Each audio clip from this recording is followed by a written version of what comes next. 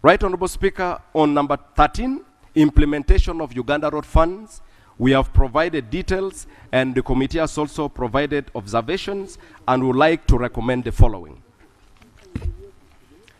The committee recommends that accounting officers should take up the matter with Minister of Finance, Planning and Economic Development to ensure that the required funds to complete the projects are obtained. And this is coming from cases where resources were meant to be provided and the releases never came. So that the accounting officers should take up the matter with the Minister of Finance. 2, the accounting officers should take up the matter with the Minister of Finance, Planning and Economic Development to ensure that the required funds to complete projects are also obtained. Right Honorable Speaker, just for purposes of clarity, in most of the local governments we went to, we realized that many local governments received far less the amount meant to be provided for road works. And this is a challenge. So long ago, the matter was raised here, and it is sad that local governments are failing to maintain their roads and the citizens are not getting the services. So that needs to be taken very seriously. On recovery, Right Honorable Speaker, based on the interactions that we have made with committees, from the 60 district local government, the committee has since made a total recovery of Uganda shilling 37,864,984 shilling as indicated in appendix. This is different from what we previously reported. Right Honorable Speaker, in conclusion, Right Honorable Speaker and honorable members, for districts and municipalities that we have attached, and we have it in the report document, in Annex 3, we would like to recommend that the observations and recommendations as contained in the cross-cutting issues be taken to cover all those district local government entities. Right Honorable Speaker, finally, I would like to very sincerely thank members of this committee for the dedication and the commitment they have demonstrated the period we have been engaged in these activities. And I also want to thank you for providing all the support to this committee for all the works we have so far done. With that, I want to wish you a prosperous 2023, and it's not late to say Happy New Year to all of you. Thank you very much.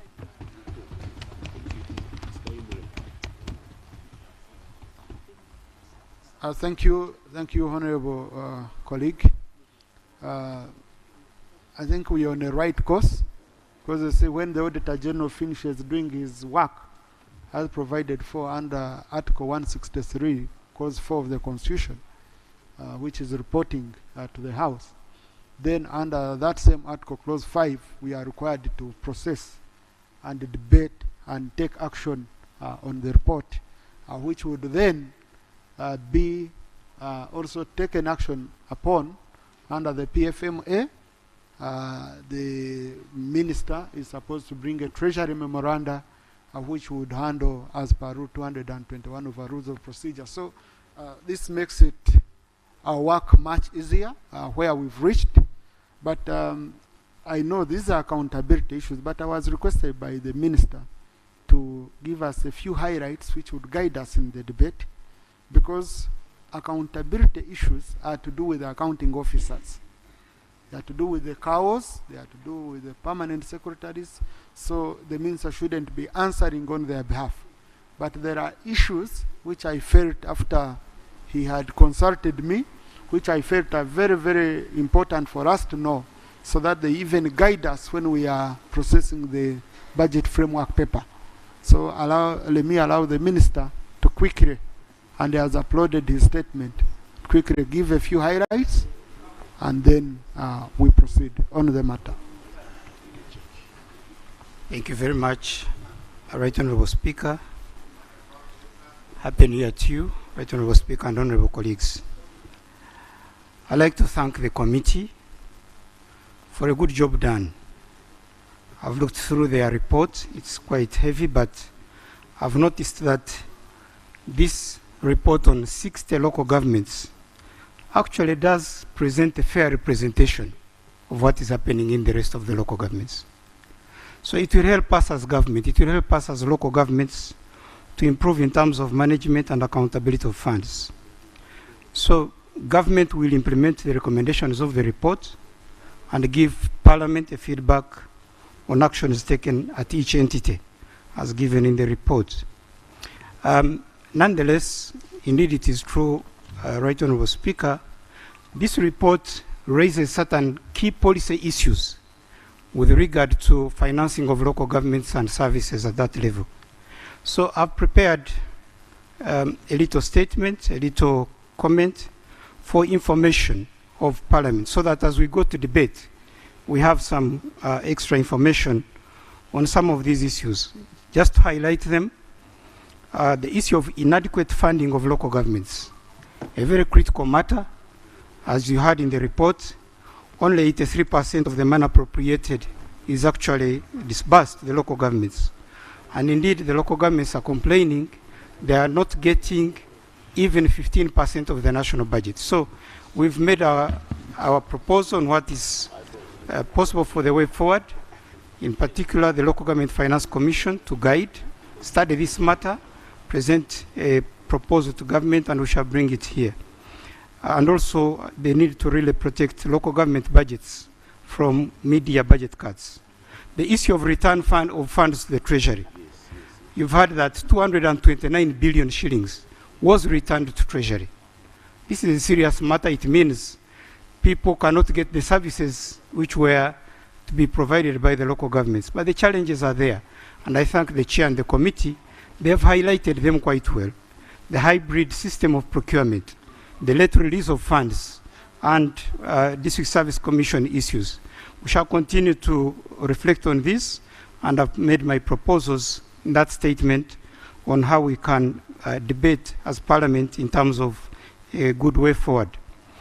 The cost of services in local government, I like the committee's analysis. Only 26% of the budget in local governments is for development expenditure. The rest goes to employee costs and other transfers to other units. Now this is a serious matter as far as decentralization is concerned.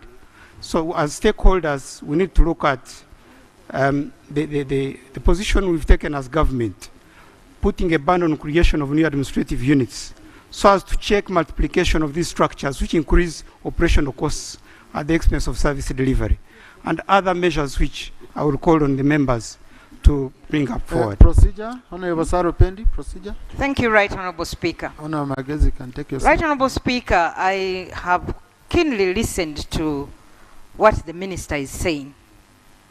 And what he's actually talking about is responding to the report, which you said is not for debate. So would it not be procedural right, Honourable Speaker, that the Minister waits for us to debate, and then he can respond at the end with a wider view next Tuesday? Yeah. Thank you, Right Honourable Speaker. Yeah, thank you. I really debated this issue in my mind. But when I read through what the Minister was giving, I felt this information can help you in the debate, can guide you in the debate. Now, information aimed at guiding, colleagues, information aimed at guiding, you can either use it for guidance or you can dismiss it. Okay? So, to me, it will depend on how you receive the information at an individual level, and how it will guide you to form your presentation in as far as the debate is concerned. So when our Minister conclude, you can see some members are saying you're not helping them. So so you better move quickly.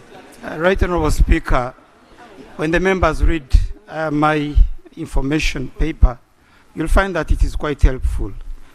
But let me just conclude by saying the issues of local revenue performance, the issues of payroll management, the issues of court cases against local governments, the issues of titling of district lands, the issues of paying administrative advances into staff personal bank accounts.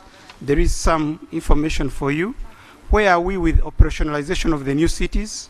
I've given you that information. Look at it so that as we debate, we also look at this issue of road maintenance. We all have challenges of road maintenance, and the problem is really inadequate funding for the road sector at the local government level. I thank you, Right Honourable Speaker and honourable colleagues.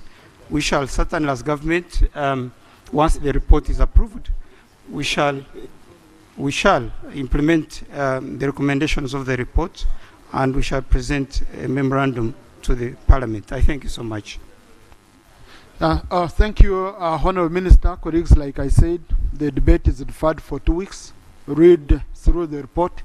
Take your time. It's a report and for which we should give a thorough time for debate.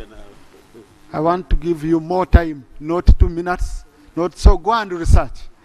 And Honourable Kawanda, you can only seek clarification if there is any member on the floor.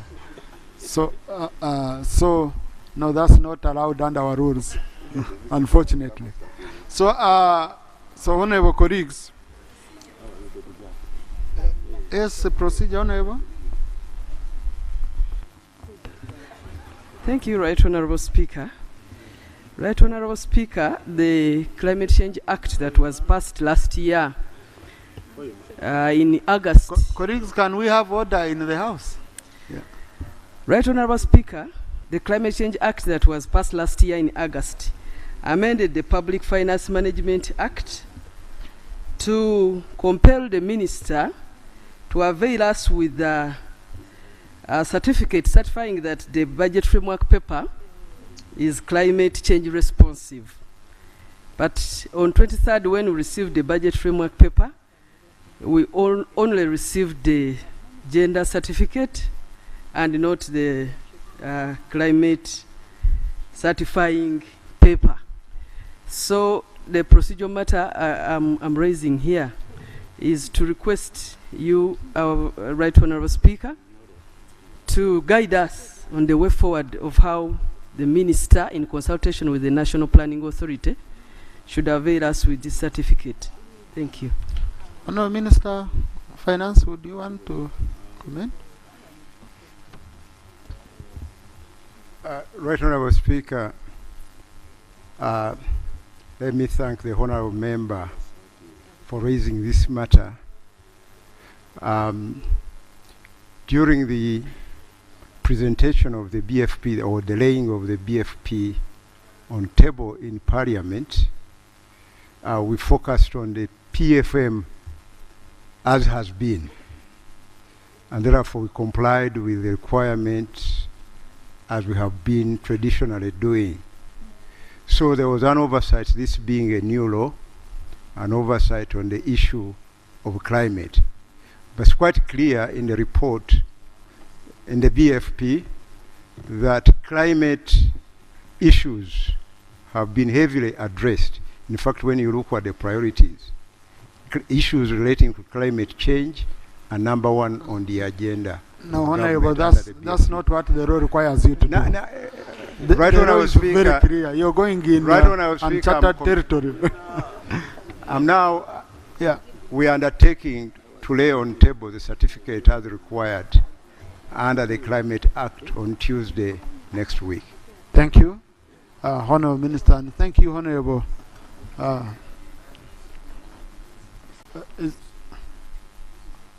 Yes, Rob.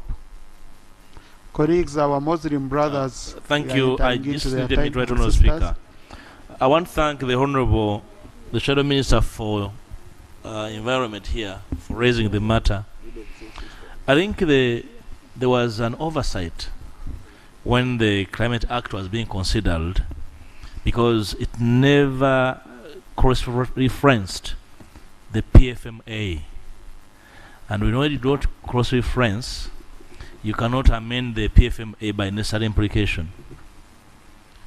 The Minister needs to move, and we cause an immediate amendment to the PFMA. What we are dealing with it now is a conflict of laws. I don't know whether the Minister is alive to these issues, and we need to move very fast. there's no cross-referencing the Act to the PFMA, and therefore it needs a direct amendment. Otherwise, what we're dealing with is vagueness. Right, Honourable Speaker. So the Minister needs to move, or we shall move him and the House to cause the amendment. Thank you. The very good thing is, in conflict of laws, the subject which I think all of us did in law school, the moment you have a conflict of laws, and they are all statutes, very clear statutes, the one which came last, has to be takes precedent, because they are all in equal measure. It's only the Constitution which, but what is saying that it needs to be explicitly stated, but as of now, you must comply. You must comply. That's what the law clearly says. So, and I'm glad, Honourable Minister, you've admitted that it was an oversight. It was an oversight on all of us, and I want to appreciate the Honourable colleague from Kiboga for raising this matter. When she consulted me, I said, I'll give you space. You raise it so that the Minister can take the necessary action. Colleagues, we are considering the budget. Honourable Kawanda, you had an issue. Is it a procedure matter? Because if it's clarification, it's not provided for. Thank you very much, Right Honourable Speaker, for giving me this opportunity. When we are here, we come here to guide the country, Right Honourable Speaker. The chairperson for local government, I heard him say that the local governments seek legal advice from the Attorney General. Is it procedurally right? And is it true that these local governments are supposed to seek clarification, legal advice from the Attorney General? Because according to my understanding, the local governments seek legal advice from the Solicitor General. Thank you. Honourable colleague, the office of the Solicitor General is under the Attorney General, to make it very simple. But number two, we are discussing and debating, and yet I've deferred the debate and discussion. Yeah, but it is very important for a colleague to get a clarification on such matters. Colleagues, as you know, we are handling the budget framework paper, and of course, the timelines are very clear. Rule 145, sub-rule 12, rules of procedure, requires sectoral committees to have presented to the budget committee by 20th. So, Chairman, Budget Committee, I hope the sectoral committees have started or are about to start reporting. So by 20th, all sectoral committees should have reported. Then under the same rule 145 sub-rule 3, we are required as a House to have finished processing the budget paper by 1st of February. Now, I have seen at many times when I was in this House, when we are stampeding and, emergence, and we end up not debating these very important documents. So I want the Budget Committee, I hereby direct the Budget Committee to process and finish their report by 25th of February, so that we have an extensive, of January, so that we have an extensive debate on the budget framework paper, which are, even if it means having 5 sittings before 1st of February, but we want members to have a detailed debate on the budget framework paper, where I'm not limiting you by 2 minutes, by 3 minutes, but by the research you would have made as colleagues. So, Budget Committee Chair, please ensure that indeed you raise this. Honourable Saropen, you had the procedure, Matt? Yeah, thank you very much, Right Honourable Speaker. Right Honourable Speaker, it is very unfortunate that we continue to lose people on the roads, on our roads. And you did ask the Ministers of Internal Affairs, Works, to prepare to come and give a statement over the matter to this House. However, Right Honourable Speaker, you will note, 2 days ago I was watching TV, and one of the doctors was on TV talking about the challenge of blood. But before we broke off, there was also, I wanted to raise this matter as a matter of national importance, because the Uganda Blood Transfusion Service, due to lack of funding, cannot process blood that has actually collected. And we've seen children, Right Honorable Speaker, dying in hospitals because of lack of blood. And now with the road accidents, blood is critical in healthcare, in the clinical care. So, Right Honorable Speaker, would it not be right that the Minister of Health also be asked to come and give us a report on the Uganda Blood Transfusion Service, and whether they have the necessary funds for them to get the reagents to process the blood for clinical care? Thank you, Right Honorable Speaker. Yeah, thank you, colleagues. These are issues which have a budget implication, and since we are in the budgeting process, these are issues we should allow time to be highlighted, so that the minister. No information is for a member on the floor, and unfortunately we don't have anyone on the floor. And also clarification is for a member on the floor, especially the minister. So unfortunately, colleagues, I'm applying your rules. Yeah. These are rules of the House, they are not mine. Yeah, so Honorable Saro Pendi, you are right. Minister of Health should come and give us a statement on Uganda's readiness with blood transfusion services across the country. Honorable Najuma, you had a procedure matter? Speaker, thank you very much, Right Honorable Speaker. Right Honorable Speaker, in the previous sitting where the Minister of Finance laid the BFP, he assured this August House that he is going to clear salary for civil servants for the month of December. But up to now in Nakaske, there are civil servants who are not yet paid for the month of December. Allow me to talk, it's my time. Then, Honorable Minister of Finance. Honorable, you're protected, please. Thank you, Right Honorable Speaker. Yeah. Up to now, they are not paid their December salary, especially the scientists. Honorable Speaker, most of these civil servants have salary loans, and they are being given fines in the banking institutions. So I need clarification from the Minister of Finance, since he's around, on the same matter. Thank you so much, Right Honorable Speaker. Now, honorable colleagues, usually when we do a session, I usually go back in order to revise my performance. I read through the Hansard. Sometimes our Hansard is very cluttered.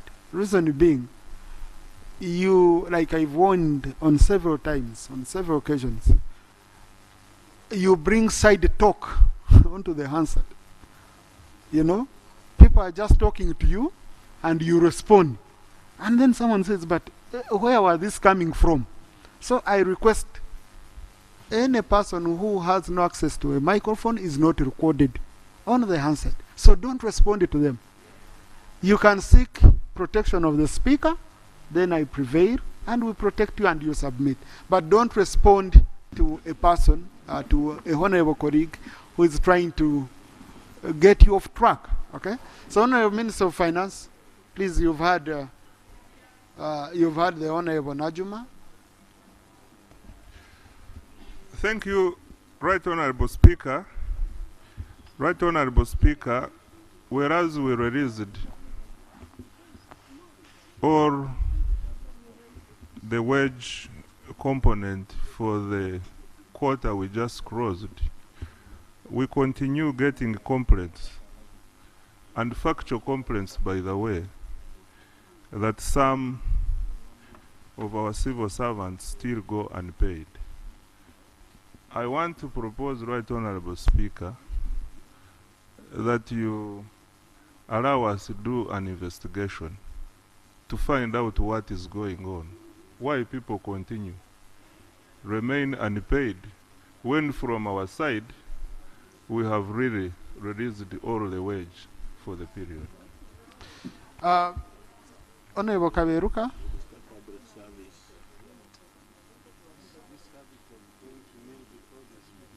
Thank you, Right Honorable Speaker. Right Honorable Speaker, you've made it clear that budgeting process is so critical in this country, and indeed it is the one that translates our vision and mission into action.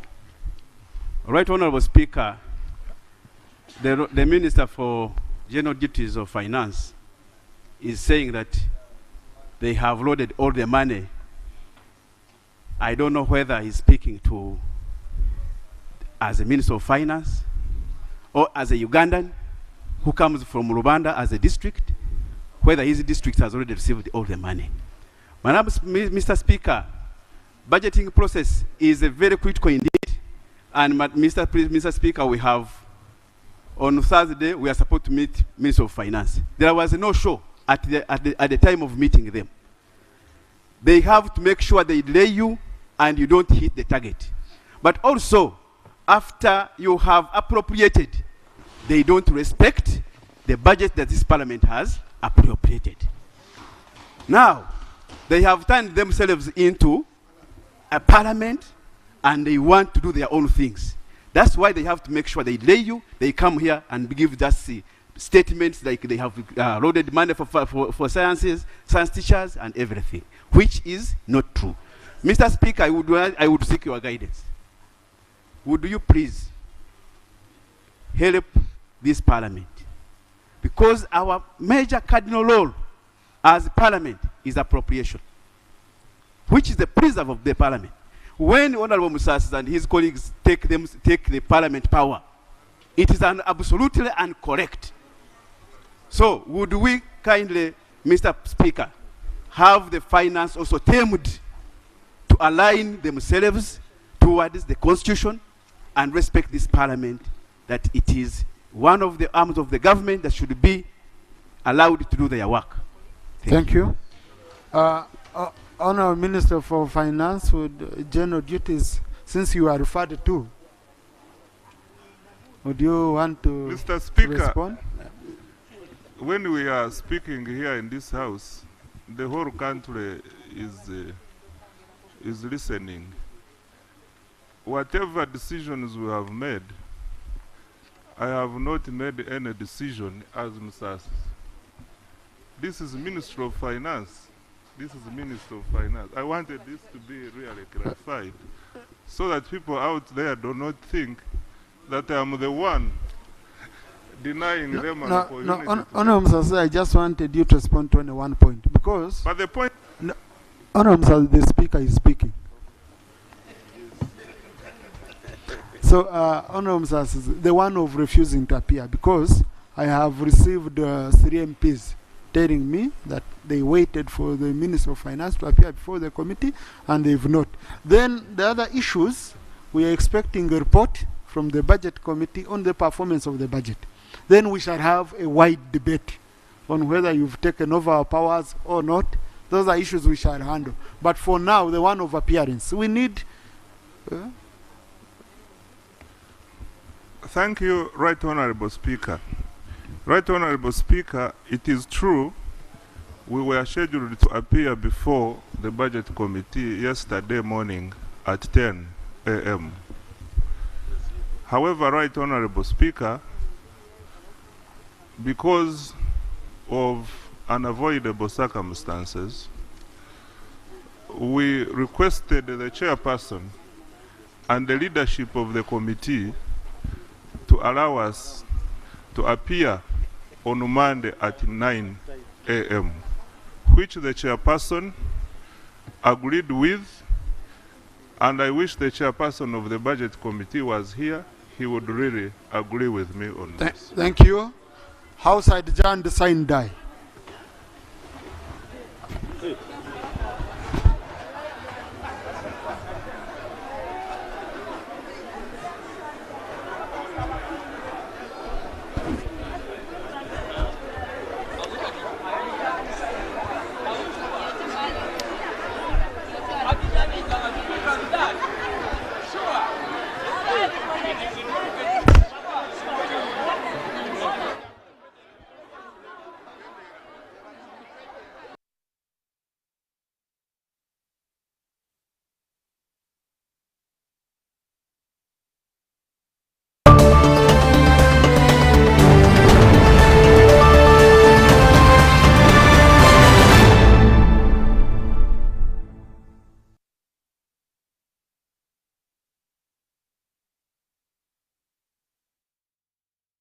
Uganda.